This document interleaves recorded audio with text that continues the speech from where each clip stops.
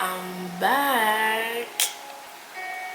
Hello tout le monde. La famille, je vous ai laissé pendant je sais pas combien de mois. Je pense que la dernière fois que j'ai posté une vidéo, ça date de ouf. 3 mois, 4 mois comme ça.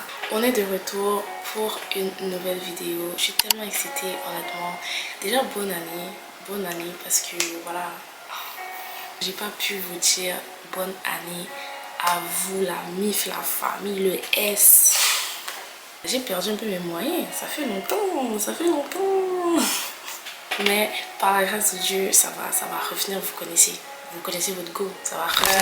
À quoi on va s'attendre cette année sur ma chaîne YouTube? En fait, je vais vraiment revenir à la base du pourquoi j'avais vraiment recommencé ma chaîne au complet. Pour les anciens qui savent, j'avais une autre chaîne YouTube avant, il y a peut-être 2 ans de ça, et je faisais vraiment beaucoup de lifestyle, de vlogs, etc. Et je vais continuer à en faire, mais je pense vraiment que le but de cette nouvelle chaîne, que le Seigneur m'a vraiment mis à cœur de repartir à zéro là, hein, c'est vraiment de faire plus des faith talks.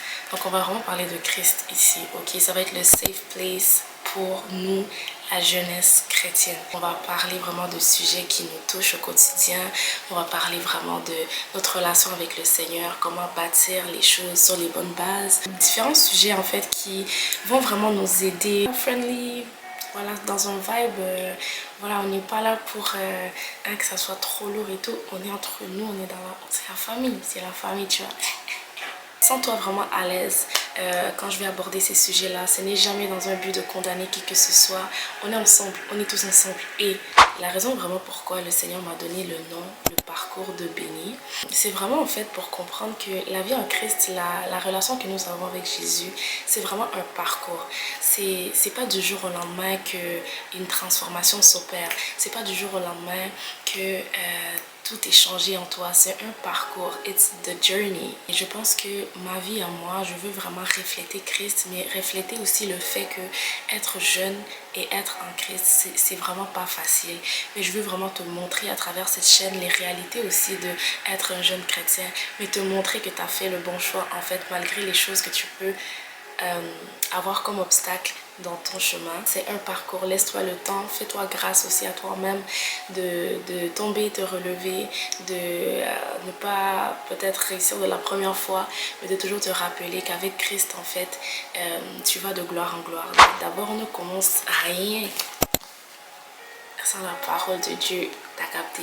Si tu me connais, bon, tu sais que moi je fais rien sans la Bible. C'est-à-dire que tout ce que je viens vous dire, je suis pas allée sur Google, j'ai cherché dedans, ok? C'est la parole qui le dit, c'est le message que je veux véhiculer, tout vient de la parole de Dieu. Alors je prie vraiment, en fait on va même prier, on va prier ensemble avant de commencer parce que c'est important. Seigneur Jésus, nous te bénissons, nous te rendons grâce pour ce moment que nous allons passer ensemble. Je prie Seigneur pour chaque cœur qui sera connecté à ce message, que par ton esprit tu puisses venir convaincre de la vérité de ta parole à chaque personne qui va prêter oreille à ces paroles. Que nos cœurs soient disposés à recevoir ce message et qu'une transformation puisse réellement s'opérer dans nos cœurs, Seigneur.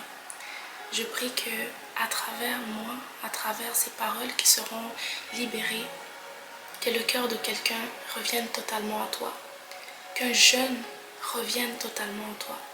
Je prie réellement qu'un cœur soit touché et que par ton esprit, tu parles différemment à chaque personne qui sera là aujourd'hui. Dans le nom puissant de Jésus. Amen. Le sujet que Dieu a mis sur mon cœur aujourd'hui pour le Faith Talk d'aujourd'hui, premier épisode, on va parler de la repentance. Ok. Depuis le début de cette année, on nous a vraiment enseigné que c'est l'année de l'intimité avec le Saint-Esprit.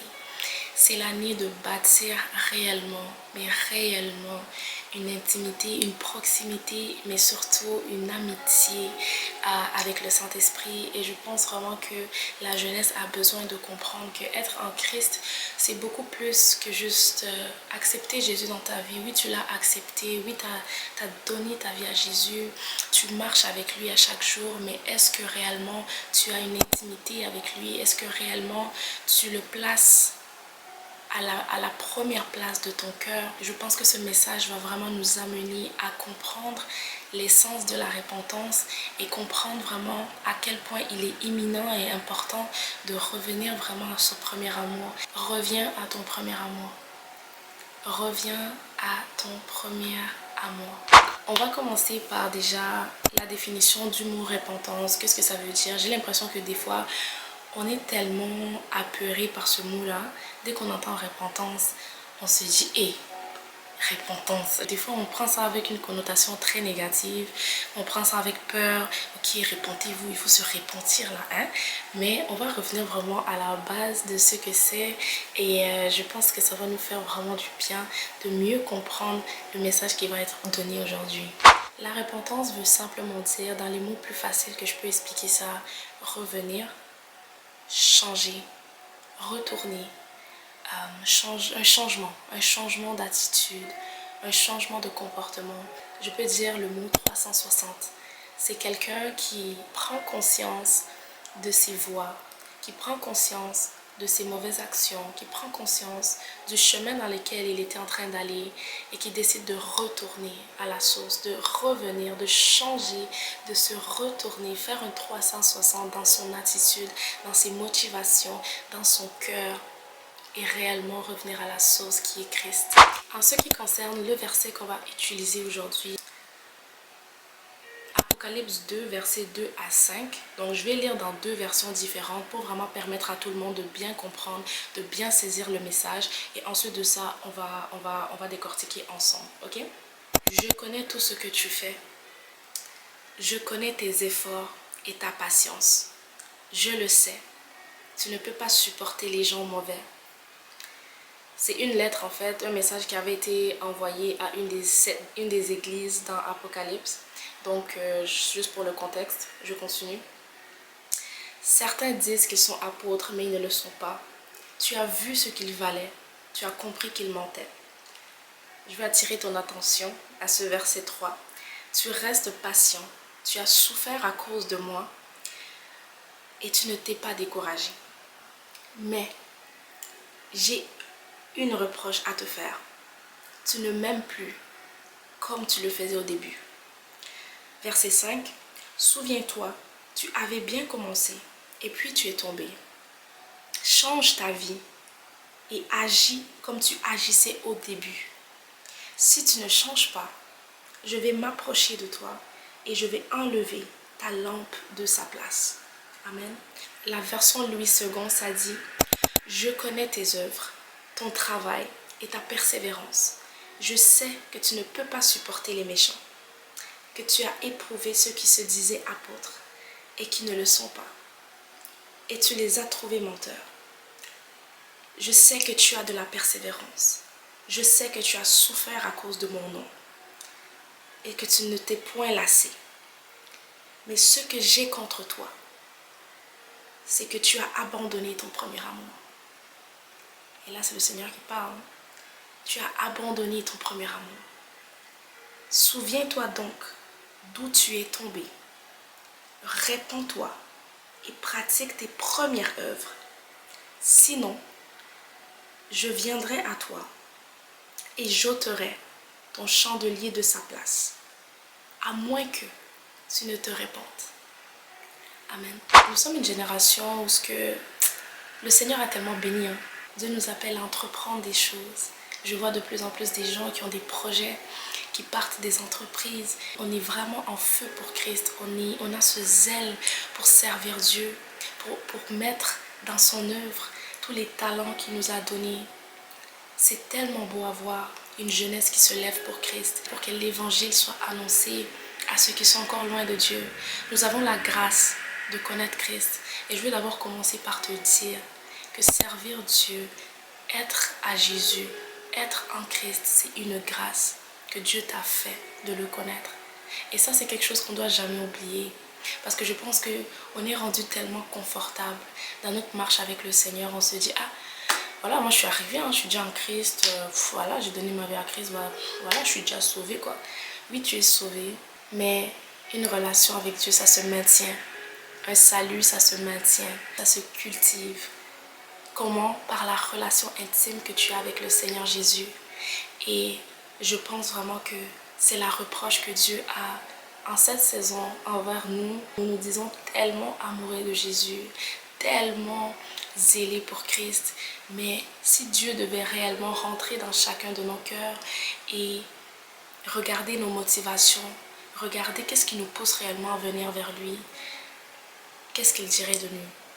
C'est important de se remettre en question, c'est important de faire une rétrospection et de te demander réellement où est ma relation avec Dieu, comment avance ma relation avec Dieu, comment est mon intimité avec le Seigneur.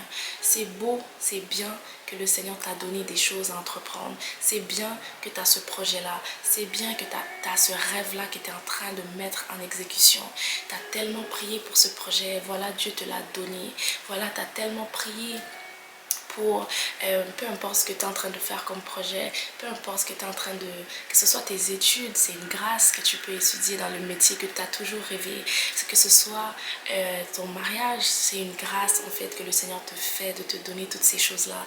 Mais revenons à la base de comprendre que Jésus doit être assis au milieu de tout ce que nous faisons.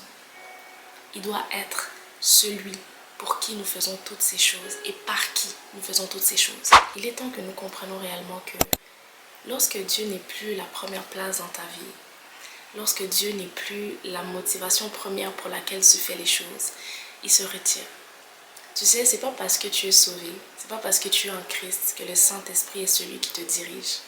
Ce n'est pas parce que tu as reçu le Saint-Esprit que c'est lui qui dirige tes choix, que c'est lui qui dirige ce que tu fais dans ton quotidien. Être en Christ ne veut pas dire que tout est acquis. Il y a des choses que tu dois travailler. Il y a des choses que tu dois développer.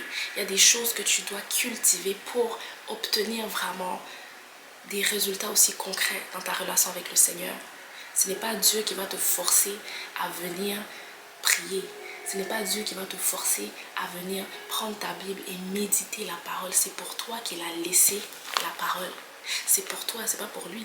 C'est pour toi qu'il a laissé cela, pour que ça puisse te forger, pour que ça puisse te montrer ta réelle identité, pour que ça puisse te montrer qui tu es en lui, que ça puisse te montrer ton héritage, que ça puisse te montrer les plans qu'il a pour toi.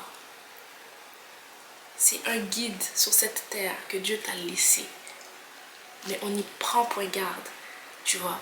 Il y a beaucoup de choses dans lesquelles on a vraiment mis de côté le Seigneur. Et lorsque le Seigneur te donne une bénédiction, on est tellement rapide à prier, à dire « Oh Seigneur, bénis-moi. Seigneur, bénis-moi, j'ai vraiment besoin de cet emploi. » Par exemple, tu pries pour un emploi, tu pries pour un emploi, tu pries pour un emploi. Mais le Seigneur sait lui-même que lorsqu'il va te donner cet emploi va passer avant lui. Depuis que tu as eu cet emploi, que tu as tant prié, tu ne viens peut-être plus à l'église par exemple. Tu as d'autres occupations. Tu as placé d'autres choses avant lui. On ne dit pas que c'est mal d'avoir des occupations. On ne dit pas que c'est mal d'avoir un projet sur le côté. On ne dit pas que c'est mal. Il faut. On n'est pas des chrétiens que nous on fait rien, on n'est pas utile. Non, tu dois être utile pour le Seigneur, utile pour le royaume. Mais il y a une différence. Il y a une différence à faire ici. C'est de comprendre qu'il faut d'abord chercher la volonté de Dieu. Chercher d'abord premièrement à ce que lui soit vraiment le maître de ta vie. Qu'il soit assis à la place de ton cœur. Qu'est-ce qui est assis sur la place de ton cœur? Qu'est-ce qui a pris la place sur ton cœur? Qu'est-ce qui a pris la place de Dieu dans ton cœur? Est-ce que c'est cet emploi? Est-ce que c'est ce projet? Est-ce que c'est cette relation? Est-ce que c'est cette amitié? Qu'est-ce qui a pris la place de ton premier amour? Qu'est-ce qui a pris la place de celui qui t'a sauvé? Celui pour lequel tu brûlais ardemment à connaître. Celui pour lequel ton cœur battait jour et nuit. Tu étais tellement assoiffé. Lorsque tu as donné ta vie à Christ, tu avais ce zèle pour le connaître. Tu avais ce zèle pour être près de Dieu. Et tu as avancé, tu as avancé, tu as avancé. Tu as pris de la maturité dans ta marche avec le Seigneur. Dieu a commencé à te bénir à gauche, à droite. Il a commencé à te donner beaucoup de choses. Mais est-ce que ces choses-là ont pris la place de Dieu dans ta vie? Des fois, nos bénédictions sont la cause aussi de notre éloignement avec Dieu. Des fois, le Seigneur peut bénir, hein, mais la bénédiction peut t'éloigner de Dieu. Si ton cœur n'est pas à la bonne place, si ton cœur et tes motivations ne sont pas à la bonne place, la même bénédiction pour laquelle tu as prié, c'est la même bénédiction qui peut t'éloigner de Dieu. Nos cœurs sont tellement tournés vers ce qu'on veut faire pour Dieu. C'est une bonne chose. Et je l'ai toujours dit, c'est une très bonne chose qu'on soit une jeunesse qui veut entreprendre, qui veut parler de Jésus, qui veut commencer une entreprise de vêtements, de ceci, de cela. C'est une bonne chose. Il y a de la force dans la jeunesse. Dans notre jeunesse, il y a de l'espoir. Il y a de la vie. Mais Dieu passe avant. Ton intimité avec le Seigneur passe avant ton projet. Ton intimité avec le Seigneur passe avant ton service. Ce n'est pas le service qui va te sauver. Tu peux servir à l'église. Tu es à la com, tu es là-bas, tu es à la chorale, tu es dans je ne sais pas quoi, intercession, tu es dans telle chose, c'est bien. Et le Seigneur va te récompenser pour ce travail-là parce que tu sers dans sa maison. Mais ce n'est pas ton service qui fait ton salut. Ce n'est pas ton service qui fait ton intimité avec le Saint-Esprit. Ce n'est pas ton service qui te qualifie de quelque chose. Des fois, on se cache derrière le fait que non, mais moi je fais ça. Moi je sers le Seigneur en fait. Ça ne peut pas m'arriver à moi. Moi, je suis irréprochable. Je sers le Seigneur. La Bible dit, au dernier jour, plusieurs vont venir à Dieu et dire, mais Seigneur, moi j'ai prophétisé en ton nom. Moi j'ai fait ça, moi j'ai bâti une école à ton nom, moi j'ai bâti un orphelinat pour les enfants, moi j'ai fait ci, moi j'ai bâti une école, moi j'ai bâti un hôpital, moi j'ai fait ça, moi j'ai prophétisé, moi j'ai gagné des âmes, moi j'ai guéri des malades, Seigneur. Comment ça? Et Dieu va dire, Jésus-Christ va dire, je ne t'ai jamais connu. Je ne t'ai jamais connu. Pourquoi? Ce verset n'est pas là pour nous faire peur, mais il est là pour nous faire prendre conscience que l'intimité est la fondation de ta vie chrétienne. L'intimité avec le Seigneur est ta base, est ta solidification. C'est comme une maison. Tu ne peux pas bâtir une maison sans qu'il y ait les fondements. Il faut que les architectes, voilà, ils vont placer les choses, ils vont placer les fondements pour que la maison tienne, pour que la maison soit solide. Mais qu'est-ce qui soutient ta maison? Qu'est-ce qui soutient ta maison? Est-ce que c'est le Seigneur qui est ta base? Ou est-ce que c'est toutes ces choses que tu as laissées prendre la place dans ton cœur? Parfois, on a tellement cet orgueil de se dire en fait que Dieu ne peut pas nous remplacer. Dieu fait tellement de choses à travers nous. Je veux vraiment nous rappeler, moi-même, la première, je veux nous rappeler, à toi qui écoutes cette vidéo, je vais te dire ça avec tout amour.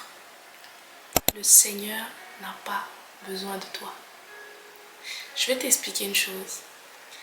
Des fois, nos cœurs sont remplis d'orgueil parce qu'on se dit que parce que Dieu agit à travers toi, que parce que Dieu t'a doté de tellement de talents, il doit forcément t'utiliser. Il va tellement faire avec toi. Oh, moi, je suis tellement quelqu'un. On s'enfle d'orgueil.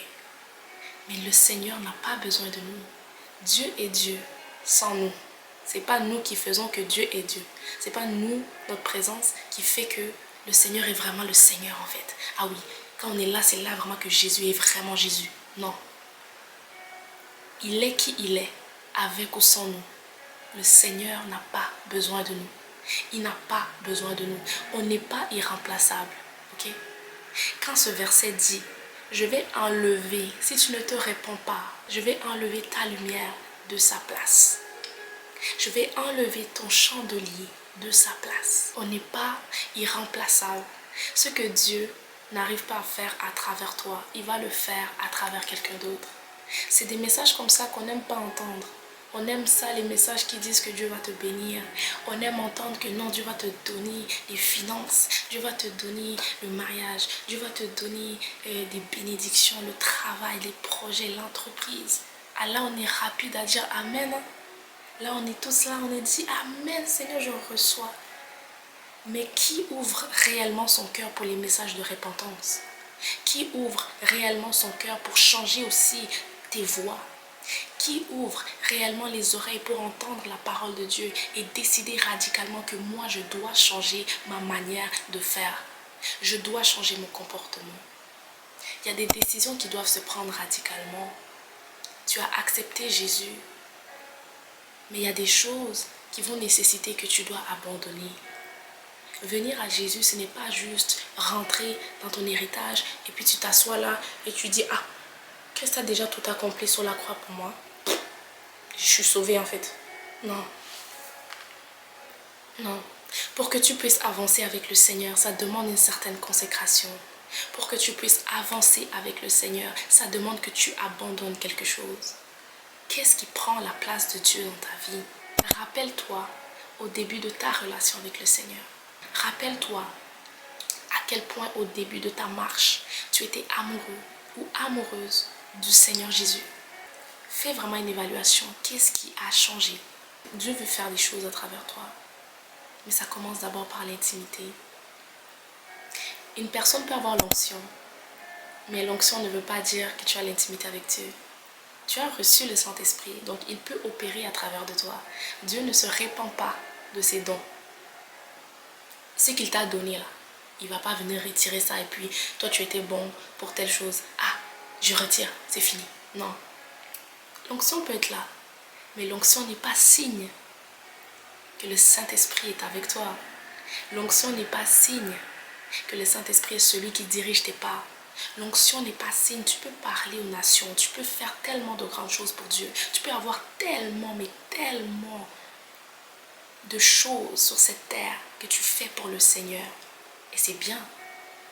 Mais sache que ton intimité va être la fondation de tout ce que tu vas faire. Et sans ça, les gens ne sont pas réellement transformés. Les gens ne seront pas réellement transformés à travers de toi. Dieu est capable de prendre ta lumière et de la tasser et de venir choisir quelqu'un d'autre. C'est pour ça que des fois, le Seigneur va donner des paroles sur ta vie.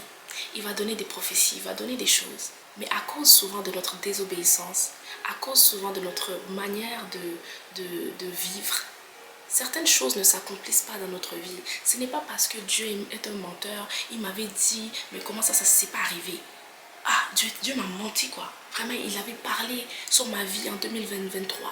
Pourquoi cette parole-là ne s'est jamais accomplie? J'ai appris à l'église récemment que lorsque quelque chose ne s'accomplit pas dans ta vie, c'est qu'à quelque part, toi, tu as failli. À quelque part, tu dois revoir qu'est-ce qui n'a pas fonctionné de ton côté. Parce que ce n'est pas Dieu qui est un menteur. C'est à quelque part, il y a eu quelque chose qui n'a pas fonctionné de ton côté. Tu as ta part de responsabilité dans les choses que Dieu te confie. Lorsqu'il te donne quelque chose, lorsqu'il donne une parole sur ta vie, tu ne restes pas seulement là, les bras croisés, et puis Dieu va faire. Non, ça prend une certaine consécration de ton côté. La prière, prier pour ce projet, prier pour cette entreprise, fléchir tes genoux, prier, chercher le Seigneur, chercher l'intimité réelle avec Dieu. Chercher à comprendre comment il veut que tu fasses les choses. Ne soyons pas orgueilleux, ne soyons pas de ceux qui vont penser on est quelqu'un en fait. On est tellement, on est tellement quelqu'un. Non. Redeviens un enfant au pied de ton Père qui est Christ. Redeviens un petit enfant. La Bible dit, le royaume des cieux appartient aux enfants. Le royaume des cieux appartient à ceux qui le ressemblent. Le royaume des cieux appartient à ceux qui se font petits devant Dieu. L'orgueil ne va t'amener nulle part. L'orgueil de penser que toi tu es tellement, en fait, tu es tellement fort que Dieu, en fait, Dieu va t'utiliser de toutes les manières. Tu es tellement talentueuse que Dieu va t'utiliser. De toute façon, moi je sais, je connais en fait. Je connais les dons que Dieu m'a donnés. Redescends. Redescends. Dieu est capable de faire tout ce qu'il a prévu dans ta vie. Sans toi, il est capable de le faire. Il n'a pas besoin de notre aide pour qu'on vienne accomplir les choses que lui-même a prévues pour nous. On n'est personne. On n'est personne sans Jésus. On n'est personne sans le Saint-Esprit. On n'est personne. C'est lui qui doit diriger nos choix. C'est lui qui doit diriger tout ce que nous faisons. C'est lui qui doit être la fondation. On ne soupire plus après le Saint-Esprit. On ne soupire plus après Christ. On ne soupire plus après l'intimité. Lorsqu'on vient vers Dieu, c'est pour des bénédictions. Et Seigneur, bénis mon projet. Ah, Seigneur, tu connais comment je t'aime. Tu connais comment je te sers. Bénis-moi, Seigneur. On cherche la main de Dieu, mais on ne cherche pas son cœur. On ne cherche pas son cœur. On ne cherche plus à le ressembler. On ne cherche plus à simplement le connaître. Connaître qui il est. Mais on est une génération, on a commencé à chercher maintenant à être vu. On commence à ramener la gloire à nous. Le Seigneur va te faire prospérer dans quelque chose. Maintenant, c'est toi que tu vas mettre de l'avant. C'est tes talents que tu vas mettre de l'avant. Mais laisse-moi te rappeler, qui est celui qui t'a donné toutes ces choses-là? Tu n'es pas là pour toi. La Bible dit, peu importe que ce que vous allez faire, faites-le pour la gloire de Dieu. À lui soit la gloire dans tout ce que tu fais. Nous devons revenir à comprendre la mission première que nous avons eue également. Oui, nous sommes là pour annoncer l'évangile. Nous sommes là pour annoncer la bonne nouvelle de Jésus à ceux qui sont perdus. Nous sommes là pour parler de cette nouvelle, de cet évangile qui libère, qui restaure, qui guérit. Amen. Mais nous sommes d'abord appelés, ok? Le cœur de Dieu bat pour une réconciliation avec ses enfants. Avant que toi, Dieu t'envoie, avant que toi, Dieu te confie quelque chose, avant que toi, tu veux aller gagner tout le monde, assure-toi que toi-même, tu ne perdes pas ton âme. Assure-toi que toi-même, tu ne perdes pas ton intimité avec le Seigneur. Parce que des fois, on laisse le zèle nous éloigner nous-mêmes de l'intimité que nous devons avoir avec Jésus. Tu as d'abord été appelé à connaître Christ avant de le faire connaître. Tu ne peux pas amener un Jésus aux autres que tu ne connais pas. Tu ne peux pas parler de Christ aux autres. Un Christ que toi-même tu méprises. Un Jésus que toi-même tu ne valorises pas. Un Jésus que toi-même ça te dit rien en fait. Ça te dit plus rien. Donc ton cœur est rendu froid. Ton cœur est rendu endurci. Tu ne cherches plus cette intimité. Tu ne cherches plus à le connaître. Et j'entends clairement le Saint-Esprit juste me dire, de te dire, reviens à la maison. Reviens dans ma présence. Reviens à mes pieds. Repens-toi. Change. Reconnais que tu as besoin de moi. Reconnais simplement que tu t'es éloigné du but premier qui est de me connaître. Reviens simplement dans ma présence. Je ne suis pas là pour te condamner. Je ne suis pas là pour te rejeter.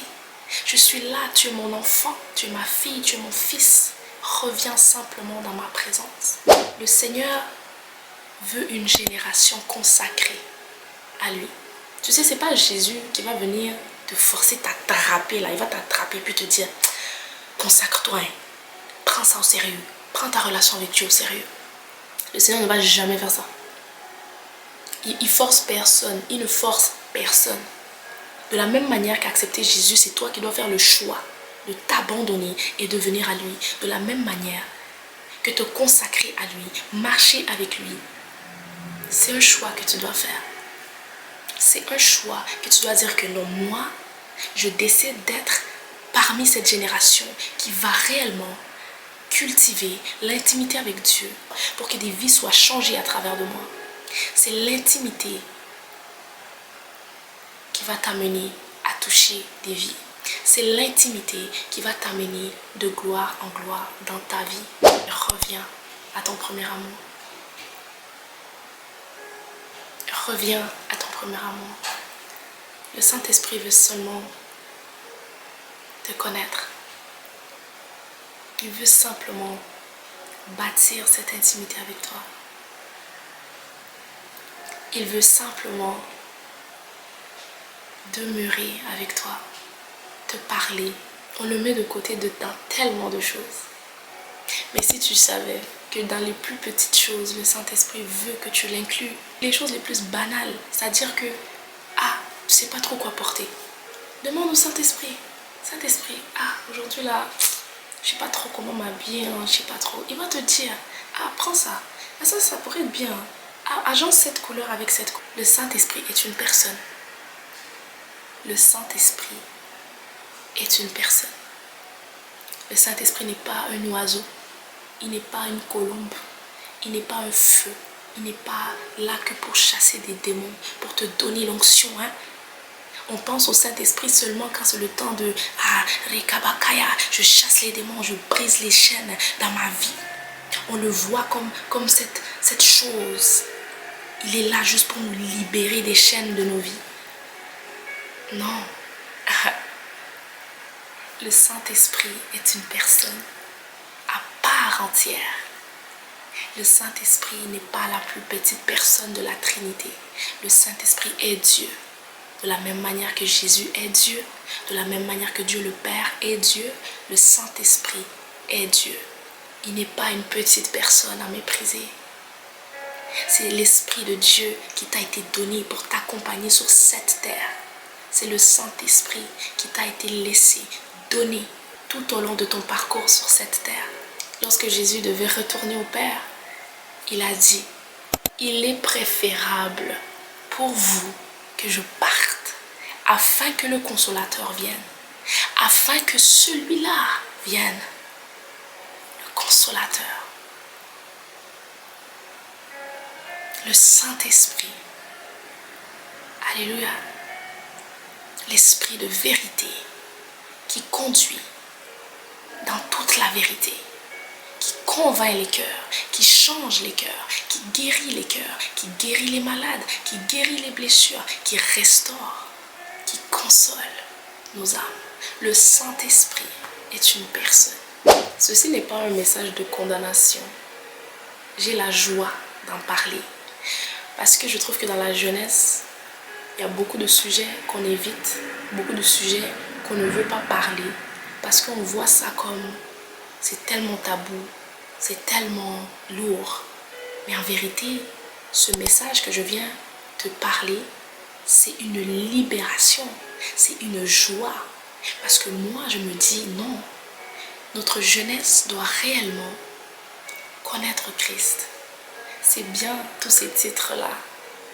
C'est bien, tu aspires à servir Dieu, tu aspires à être une grande personne dans le ministère, tu aspires à faire ceci, à être pasteur, à faire cela, à faire des choses grandes pour le Seigneur. C'est bien. Continue d'avoir la vision, continue de rêver grand parce que tu sers un Dieu qui est grand. Continue de croire et d'avoir la foi qu'au travers de ta vie, des vies peuvent être transformées. Au travers de toi, des vies seront guéries. Continue. Mais n'oublie pas ton premier amour. N'oublie pas ton premier amour. N'oublie pas que la quête première de ton cœur doit soupirer après la relation personnelle avec Jésus, avec le Saint-Esprit. Soupire. C'est-à-dire que tout ton être, tu dois te dire non. Seigneur, avant que tu me bénisses, laisse-moi d'abord chercher ton cœur. Avant que tu m'envoies faire tellement de choses pour toi, laisse-moi d'abord soupirer après toi.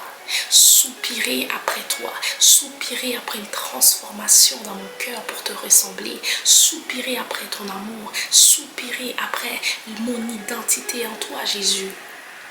Laisse-moi te connaître. Laisse-moi connaître ce que tu dis de moi. Laisse-moi connaître ce que ta parole dit de moi. La génération d'aujourd'hui, on aime les choses faciles. On aime que Dieu nous donne tout. On aime que Dieu nous bénisse. On aime que Dieu vienne déjà nous sortir des épreuves rapidement. Dès qu'on est dans une épreuve, Seigneur, j'en peux plus. Vraiment, là, c'est trop difficile. Vraiment, moi la première. On est ensemble. On est ensemble. Tu vois, on aime ça quand c'est facile, quand tout est beau, tout est rose. Qui t'a dit? Qui t'a dit? Qui t'a dit? Dis-moi, c'est écrit où dans la parole? C'est écrit où dans la Bible que la vie chrétienne, tu l'auras facile? Dieu a dit, Jésus-Christ a dit à ses propres disciples, s'ils ont persécuté le maître, si moi ils m'ont persécuté, vous pensez que c'est vous qui vont le laisser quoi? Ce qu'ils ont fait à Jésus, ils nous le feront à nous. C'est ça que Christ a dit. Dans ce monde, vous aurez des tribulations, mais prenez courage, car j'ai vaincu le monde. Christ a prié pour ses disciples, à Dieu, le Père. Il voyait sa crucifixion arriver. Sa mission était presque achevée sur cette terre. Il a prié pour ses disciples et il a dit à Dieu, Père, je ne prie pas pour que tu les enlèves du monde, mais je prie que là où ils vont rester, moi je viens à toi, mais là où eux, mes enfants là, ils vont rester, donne-leur la force, sanctifie-les, mets-les à part, qu'ils puissent réellement être fortifiés. Parce que Christ savait les tribulations que nous allions vivre. La jeunesse, on est confronté à tellement de choses, tellement de tentations, tellement de mentalités de cette société, de ce monde, tellement de choses, c'est vrai. Mais moi, je crois à une jeunesse qui ne vivra pas toujours désormais dans l'impudicité. Moi, je crois que la jeunesse, la génération d'aujourd'hui est appelée à revenir à Christ. On n'est pas appelé à vivre dans l'impudicité. On n'est pas appelé à vivre dans la débauche. On ne dira pas de nous que ouais, les jeunes là, ils sont toujours dans des trucs comme ça. Ouais, les jeunes là, ils sont perdus en fait. Ils sont toujours dans le péché en fait. Non. Il est temps qu'une jeunesse aussi en Christ se lève et fasse la différence. Il est temps que nous, que Dieu a appelés, nous que Dieu a choisis, nous que Dieu a mis de l'avant pour vraiment faire voir sa gloire à travers de nos vies. Il est temps que nous nous consacrons réellement. Il y a des choses que tu dois abandonner pour te consacrer à Dieu. Il y a des relations que tu dois abandonner pour te consacrer à Dieu. C'est pas tout le monde qui peut te suivre dans ta relation avec Dieu. C'est pas tout le monde. Tu as quitté le monde, tu es maintenant en Christ. Il y a des choses que tu dois laisser en arrière. Non, parce qu'il faut que quelqu'un le dise. On est trop facile. On est trop... on veut tout facilement. Mais il y a des messages qu'il faut entendre et le recevoir avec un cœur de repentance. Il y a des choses que tu dois abandonner. Il y a des choses qui ne peuvent plus te suivre cette année dans ta relation avec Dieu. Il y a des amitiés que tu dois quitter pour grandir avec Dieu. Il y a des amitiés qui ne t'honorent pas, que tu dois quitter. Il y a des amitiés qui ne honorent pas Dieu, que tu dois lâcher. C'est pas parce que tu es le chrétien de ton groupe d'amis que Dieu t'appelle à demeurer là-bas. C'était vraiment le message que j'avais dans mon cœur, qui brûlait ardemment dans mon cœur pour toi. Je prie vraiment que tu as pu retenir même une chose de tout ce message. En fait, on va prier ensemble pour finir, ok? Seigneur Dieu, nous te bénissons, nous te rendons grâce, Papa. Merci pour tout ce que tu as fait. Merci Seigneur pour ce message qui a transformé la vie de quelqu'un. Merci Saint-Esprit de Dieu parce que tu es celui qui convainc les cœurs avec amour et non pas avec condamnation. Seigneur, je prie pour cette personne qui regarde. Je prie que ce message soit reçu dans les cœurs avec tellement d'amour, tellement de compassion. Que ce message puisse réellement faire un changement, un 360, une repentance réelle dans la vie de quelqu'un. Merci parce que tu es celui qui nous ramène à notre premier amour. Merci parce qu'à travers toi, Saint-Esprit, tu remets les désirs, les motivations dans nos cœurs de chercher réellement Jésus, de chercher à te connaître, de chercher à être transformé par toi. Nous avons tellement besoin de toi. Nous ne pouvons rien sans toi, Saint-Esprit. Nous avons pu mépriser ta présence. Nous n'avons pas su valoriser, Seigneur, ta présence. Mais à partir de maintenant, à partir d'aujourd'hui, nous voulons te connaître réellement. Nous soupirons après toi. Nous soupirons, Saint-Esprit, après ta présence, après une intimité réelle, une amitié avec toi. Aide-nous à te connaître. Parce que même pour te connaître, nous avons besoin de toi. Nous ne pouvons rien par notre propre force humaine, Seigneur. Nous avons tellement de failles, tellement de faiblesses. Mais c'est par ton esprit que tu peux nous révéler ces choses. Alors nous prions. Avec un cœur repentant, nous revenons à toi. Nous revenons à toi, notre premier amour. Jésus, nous avons tellement besoin de toi. Aide-nous. Merci pour ce message. Merci de changer réellement la vie d'une personne à travers ce message. Merci, Père éternel. Dans le nom puissant de Jésus, nous prions et nous disons tous Amen. Jésus t'aime. Il t'aime énormément. Il t'aime réellement et il attend que tu reviennes dans sa maison. Des fois on est là, on se dit non, ça fait tellement longtemps que j'ai parlé à Dieu, il doit être tellement fâché, frustré, loin de moi, il ne veut plus rien savoir. Non, ça c'est les mensonges de l'ennemi. Le Seigneur, il est juste là à côté de toi et il t'attend. Il t'attend les bras ouverts comme un père qui t'aime et qui dit simplement reviens à moi, reviens dans ma maison, reviens dans ma présence, je suis encore là. Que Dieu te fasse énormément de bien, que tu puisses vraiment témoigner que quelque chose a changé dans ta vie, témoigner de cette repentance. N'hésite pas à mettre dans les commentaires si ça t'a touché, si tu as appris quelque chose, n'hésite vraiment pas. Je lis chacun de vos commentaires. Vous ne savez pas à quel point ça me fait plaisir de vous lire, ça me fait plaisir d'avoir du feedback. Bye!